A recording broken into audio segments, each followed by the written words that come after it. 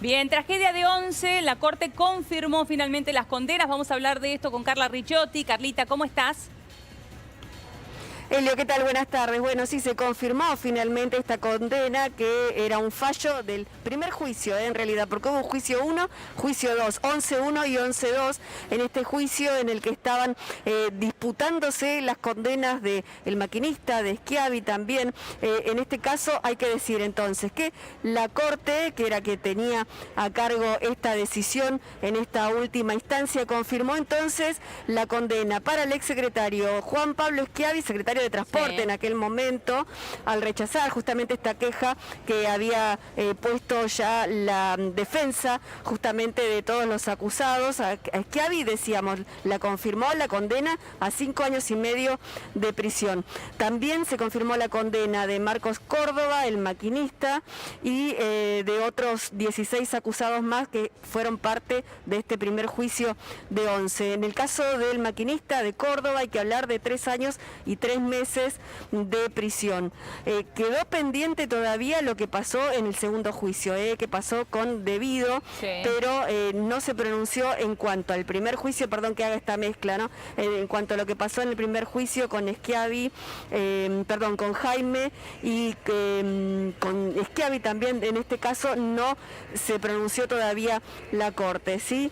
Ratificamos entonces que quedan confirmadas la condena del exsecretario de Transporte de la Nación, Juan Pablo Schiavi, a 5 años y medio de prisión, y del maquinista Marcos Córdoba, de 3 años y 3 meses de prisión, más la de otros 16 acusados. En ese juicio en el que estuvieron en el banquillo también funcionarios de TVA, y recordemos cómo fue aquel día, Elio, en que aquel 22 de febrero, eran las 8:32 exactamente, cuando un tren de esta línea Sarmiento, que llega aquí a 11 desde Moreno concretamente, llega y entra, hace el ingreso por este andén 1, que es el que estamos mostrando en este momento, que es el primero de toda esta plataforma, obviamente, en donde se han hecho tantos actos durante estos 8 años, después de aquel 22 de febrero del 2012. ¿Sabés, Elio, que yo justamente estaba ya trabajando y estaba por acá cerca, casualmente, y cuando ¿Fuiste la primera cronista en llegar al lugar, Carlita? Sí, la verdad que sí, fuimos los primeros junto con mi camarógrafo, llegamos acá al lugar a 11 y vinimos sin saber qué era lo que estábamos viniendo a hacer, porque nos decían, hay gente que está llamando, que pasa algo en 11, no sabemos si pasa algo con algún tren, quizás sean demoras, pero hay mucha gente ahí en el hall de 11.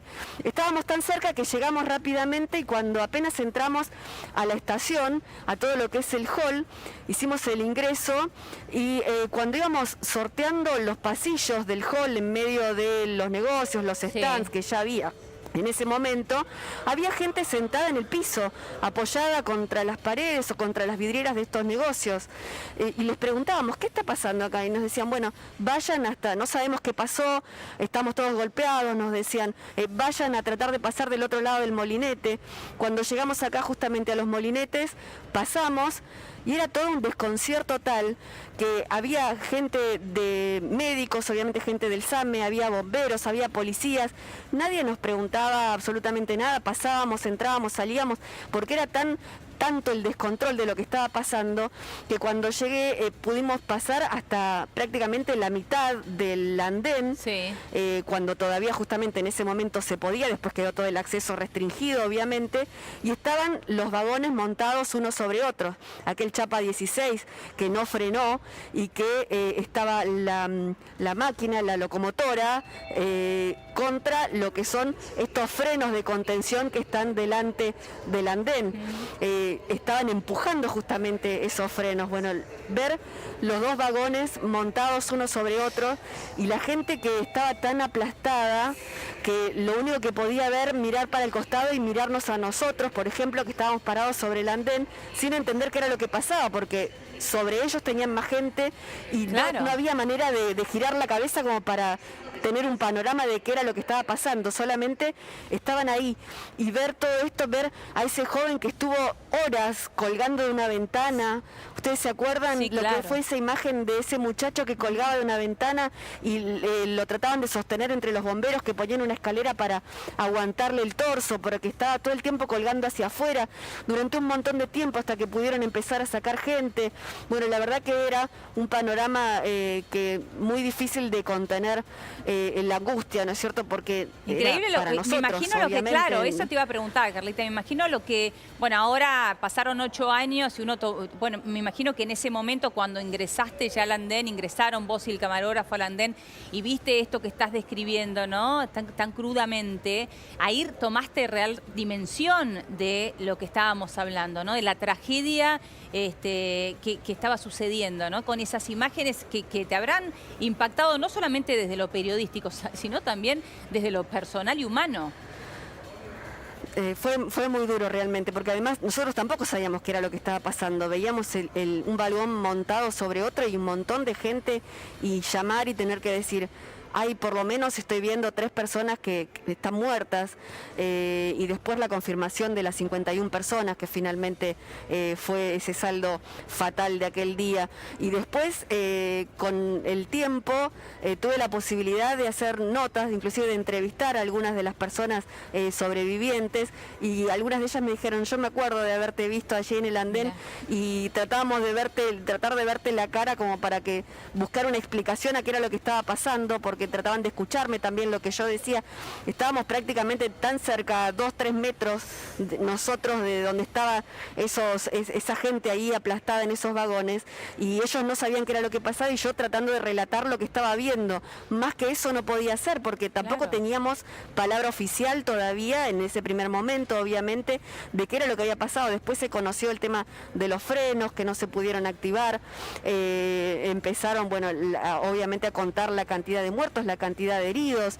Fue todo realmente muy, muy terrible ese día, pero el tratar de, con la primera impresión que uno tenía al llegar y ver esa imagen tan fuerte que no me la voy a borrar nunca, obviamente, No, y de la mente. Y evidente, perdón, Carlita, digo, es muy valioso lo que nos estás contando, es muy valioso, uno trata de ponerse en ese momento, en tu piel, esto que recién contabas, ¿no? Que muchas de las víctimas recordarán tu cara siempre también, porque imagino ver ese referente que podría llegar a explicarles qué les estaba sucediendo en un momento en que no entendían absolutamente nada, que se habían subido a un tren para ir a un trabajo, para ir a la facultad, para trasladarse, bueno, y de golpe encontrarse con una periodista como vos allí, relatando los hechos, que vos decías, bueno, todavía no teníamos ninguna versión oficial, pero qué mejor versión oficial que la que vos misma podías allí contar, relatar, compartir con tus propios ojos, ¿no?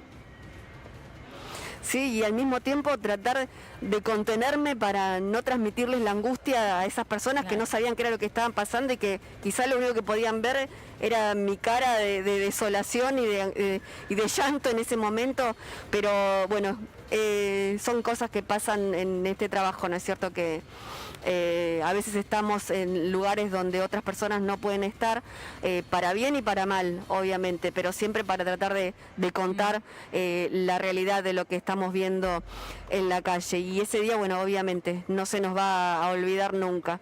Y esperemos que así sea, ¿no? Que nadie lo olvide lo que pasó para que no vuelva a ocurrir, que eso es lo más importante. Recordemos todo este tiempo, la justicia, ya lo dijo Paolo Menghini, el papá de Lucas, que tanto tiempo lo buscó hasta que finalmente le dijeron que estaba atrapado en uno de los vagones, en uno de los últimos vagones, después de varios días de buscarlo. Bueno, realmente todo fue muy doloroso, las declaraciones de funcionarios diciendo si hubiese sido feriado no hubiese habido tanta gente en el tren. Bueno, la verdad que fue todo muy doloroso este proceso, y lo que dijo Paolo Menghini, de que la justicia cuando es tan lenta muchas veces deja de ser justa, de ser justicia justamente. Mira, esa frase, perdón, Carlita, que estás marcando, en un ratito vamos a hablar con María Luján Rey, ¿no? Que vos recién lo mencionabas a Paolo, digo, pero esa frase que acabas de decir es una frase que nos quedó a todos grabados, ¿no?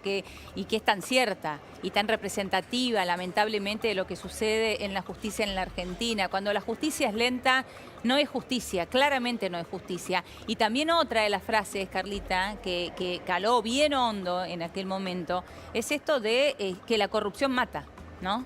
Y acá lo veíamos claramente. Bueno, Carly, muchas gracias por compartir esto con nosotros. Vamos a volver allí con vos en cualquier momento, porque queremos seguir hablando de la tragedia de Once y en este caso de la confirmación de las condenas con Paz Rodríguez Niel, que tiene más información. Paz, ¿cómo estás? Bienvenida.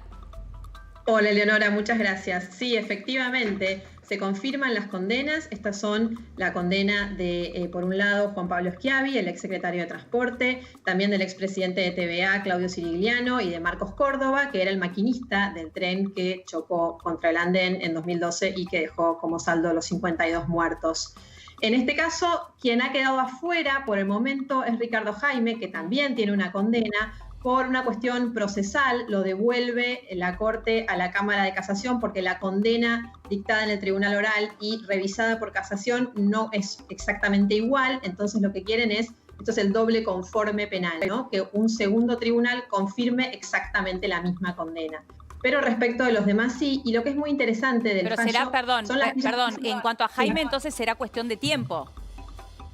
Sí, bueno, todo indica que sí, porque hay que ver exactamente, todavía no conocemos el fallo. Lo que tenemos es información de la Corte confirmada oficialmente, sí, pero no hemos leído el fallo aún. Va a estar subido, nos dicen, en el Centro de Información Judicial, el CIJ, en cualquier momento, pero todavía no lo tenemos. Hay que ver con detalle cómo es que lo reenvían a la casación y en qué términos. Bien. Pero sí sabemos esto. Y también sabemos algunas de las cosas que da por probado este fallo. Digo, en realidad lo que hace es rechazar el recurso de queja. Ellos habían ido a la casación con un recurso extraordinario denegado, a la Corte con un recurso extraordinario denegado por la casación, pidiendo a la Corte que abran el recurso.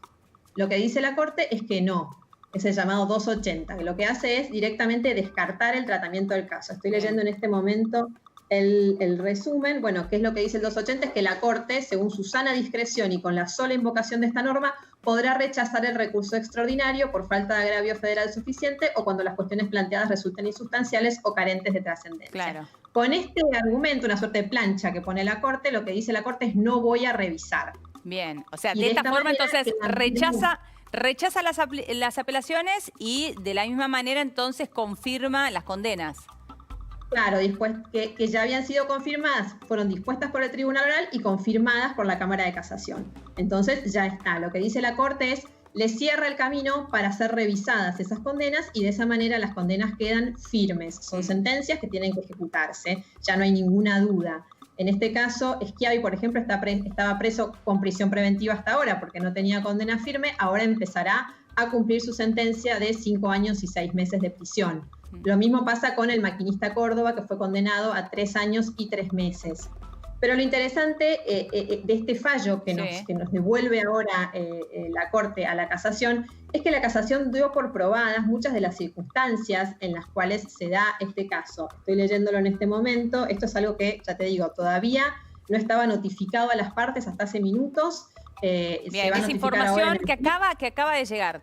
Tranquila, así que puedo ir leyéndola. Sí. Acaban de firmarlo 4 de los 5 jueces de la Corte, no firma Maqueda, por lo que tenemos entendido. Entonces llevan las firmas de Carlos Rosenkrantz, el presidente de la Corte, de Elena Hayton, de Ricardo Lorenzetti y de Horacio Rosati. Bien. Lo que te comentaba es que lo que dicen es que se probó, porque lo probó el tribunal y lo confirmó la casación, la deliberada decisión de las autoridades de TVA de no realizar el mantenimiento de los bienes concesionados, contando con la colaboración necesaria de los directivos de Cometrans, y especialmente, dice, de los por entonces funcionarios de la Secretaría de Transporte, que tenían la obligación de supervisar el control y la fiscalización del sistema de transporte ferroviario, deber que deliberadamente incumplieron. Bien. O sea, la Corte está remitiendo a esta situación. Bien, o sea que ahí está hablando de la responsabilidad, de el mantenimiento de los trenes, no solamente de los empresarios, sino también de claro, quienes tenían a cargo la Secretaría de Transporte, ¿no? En aquel momento.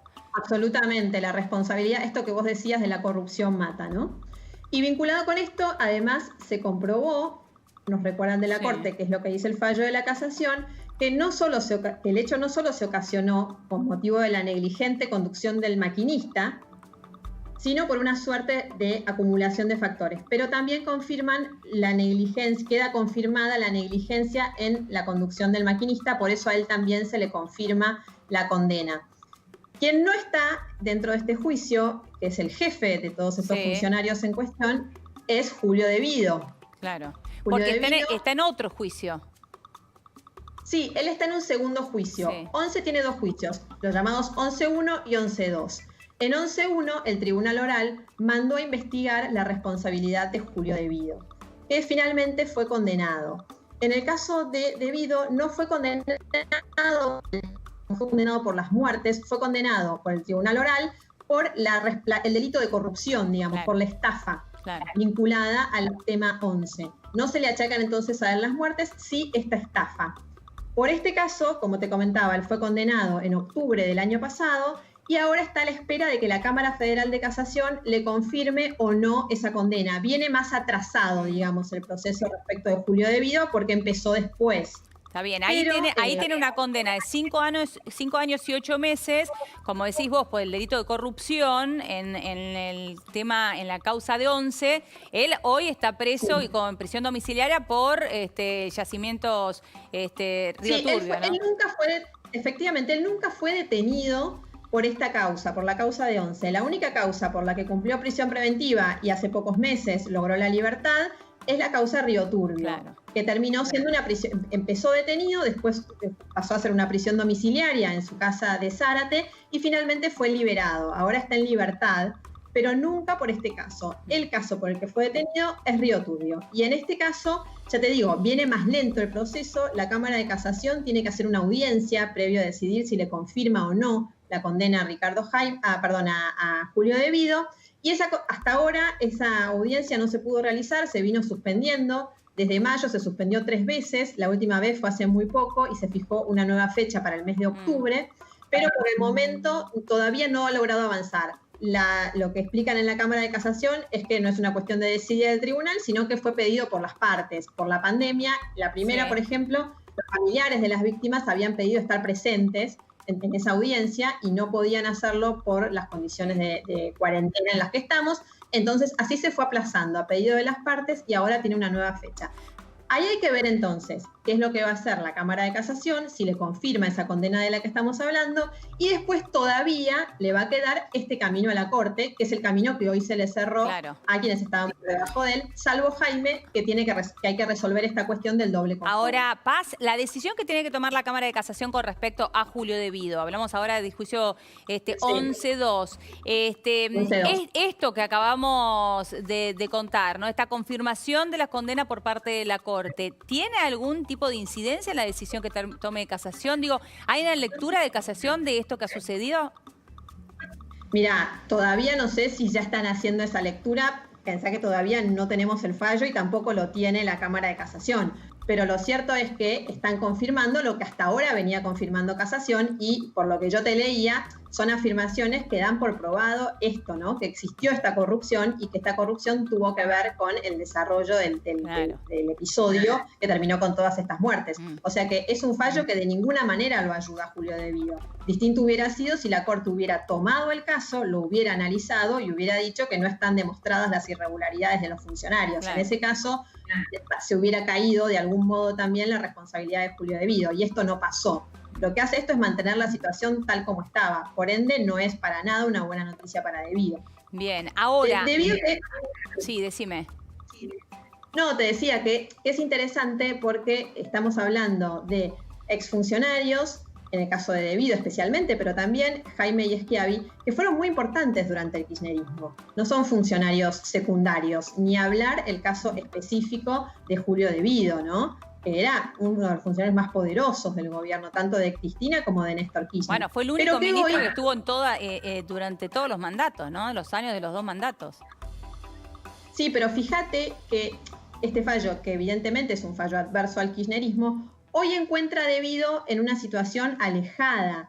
De hecho, la relación con Alberto Fernández, que ya era muy tensa cuando compartían gabinete, nunca se llevaron muy bien. Lo cierto es que De Vido hace tiempo que acusa a los compañeros de haberlo traicionado, ¿no? lo hemos hablado muchas veces, cuando el presidente dice, para mí no hay presos políticos, hay procesos arbitrarios, pero no hay presos políticos. ¿Te acordás que Julio De Vido salió con una respuesta muy fuerte, tanto contra el presidente como contra Santiago Cafiero, quejándose de esto? Él les decía incluso, ¿y si la condenada fuera Cristina, ustedes dirían lo mismo? Claro. Y hay una bronca muy importante. Está bien, ahora, las declaraciones. es importante esto que estás marcando por la relación que tiene hoy Julio De Vido con el gobierno, la relación que siempre tuvo con Alberto Fernández, que de hecho Alberto Fernández lo ha hecho público. En su momento, cuando uno le preguntaba... Cuando salió del gobierno, ¿no? Claro, por supuesto, no cuando estaba en el gobierno. Tal cual, cuando salió el gobierno. Hay una entrevista muy conocida donde él dice que él le dijo a Cristina, una vez que se fue, que también debía irse Julio De Vido y que no le gustaban para nada los episodios de corrupción que estaban bajo la órbita, de funcionarios que dependían de De Vido. Lo acusó directamente de corrupción a De Vido. El momento en el que ya había dejado el gobierno. Ahora, más allá de que él siga diciendo esto, yo me acuerdo en la entrevista que pude hacerle justo antes de que gane durante las elecciones, cuando le pregunté por Julio De Vido, él dijo, todos saben que yo tenía una mala relación con él, no me gusta pegarle al caído, así que prefiero no hablar de él, dijo en aquel momento. Ahora, por un lado esto que vos bien estás marcando, ¿no? No tienen una buena relación. Él siente que lo han abandonado, está alejado del kirchnerismo, pero por el otro lo que sí confirma esto es que hubo claramente corrupción durante el kirchnerismo. ¿Cómo se manejaron? Sí, claro, cómo se manejaron los trenes. Estamos hablando de Jaime y Schiavi, que eran los secretarios de transporte del kirchnerismo, ¿no? Sí, no hay duda. Y además, una cosa es analizar cómo es hoy la relación de Julio De Vido con el gobierno, incluso con Cristina Kirchner, con quien no tiene una relación cercana, y ni hablar con Alberto Fernández, con quien directamente está enfrentado. De hecho, también ha cuestionado algunas decisiones de políticas, subiéndose a declaraciones de Eve de Bonafini en contra del gobierno. Se cruzó con Grabois hace muy poco, ¿te acordás? O sea, hoy está claro dónde está y él dice que le soltaron la mano.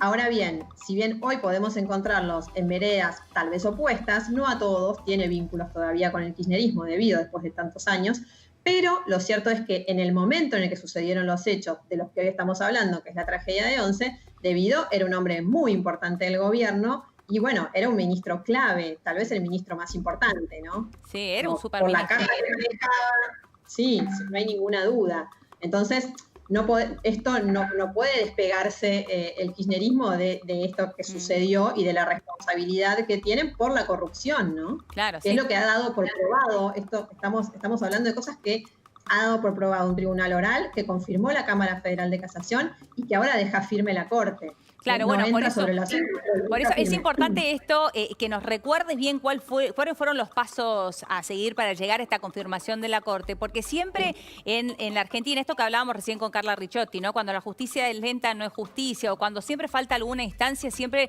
está la chicana del otro lado de, bueno, todavía falta una instancia, todavía se puede creer en su inocencia. Más allá de que por supuesto es un argumento defensivo, pero también es cierto. La condena en nuestro sistema es condena una vez que está firme. Ahora, la pregunta es ¿por qué tardan tanto las condenas en volverse condenas firmes? En este caso lo vemos. La Corte tomó el tema y lo decidió. Pero hay muchos otros casos de los que hemos hablado infinidad de veces, como los sobresueldos de Menem, que pasan años a la espera de que la Corte decida si toma o no un recurso de queja.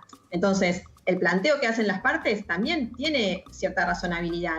De decir, yo estoy cumpliendo muchas veces prisiones preventivas porque no tengo una condena firme y porque esa es la jurisprudencia hoy de los tribunales en general, que es, bueno, por más que tengas una condena confirmada, no es una condena firme, entonces cumplís prisión preventiva y ya hemos hablado muchas veces la oscilante jurisprudencia de las prisiones preventivas que hay en nuestro país. Entonces es muy importante que la Corte, como en este caso, aunque sea para rechazar la queja, para lo que sea, decida en tiempos razonables. Sí, totalmente. Bueno, lo cierto es que la Corte entonces confirmó las condenas. Paz nos daba el anticipo, esto todavía ni siquiera fue colgado en la página del CIS, como recién contaba Paz Rodríguez Niel.